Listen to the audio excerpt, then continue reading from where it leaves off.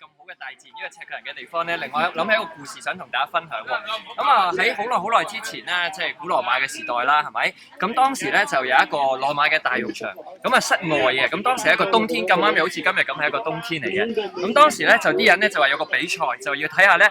邊一個咧可以喺個凍水池裏邊捱得最耐咧，嗰個就係贏家啦。咁啊好多壯士男士都第一時間哇咁啊跳落去啦，開頭係威係勢啦，落到去嘅時候個個頂唔住2-3分鐘即刻彈出嚟啦。咁啊後嚟有一個弱質纖纖嘅男人咧喺嗰度咧竟然係等咗成晚喎，哇過咗成晚之後咧終於咧係打破咗紀錄，有好多咧即係年輕力壯嘅男士咧後嚟都嚟問佢啦，喂我睇你瘦奀奀，點解你可以捱到成晚嘅咧？咁啊後嚟咧個即係贏咗嗰個男士啦，就同大家分享啦，佢就話其實咧當時咧我浸喺個水裏邊，雖然係好凍，但係咧我見到遠處嗰度咧個宮殿嗰度有一個燭光，嗰點蠟燭嘅燭光咧令到我咧覺得好溫暖，所以我當時成晚乜都冇諗，淨係望住嗰點燭光咧，就令到我可以捱過咗成個夜晚啦。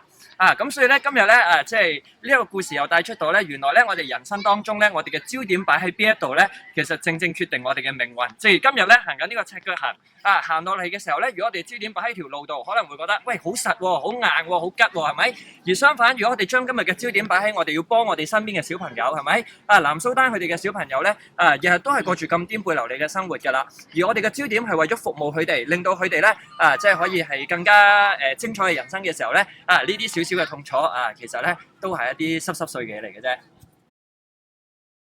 係咪想睇更加多精彩嘅內容呢？記得緊貼我哋撳訂閱啦！除咗喺 YouTube 之外，喺 website 同埋 Facebook 都可以揾到我哋噶。如果你都想睇更加多精彩嘅內容，記得撳訂閱啦！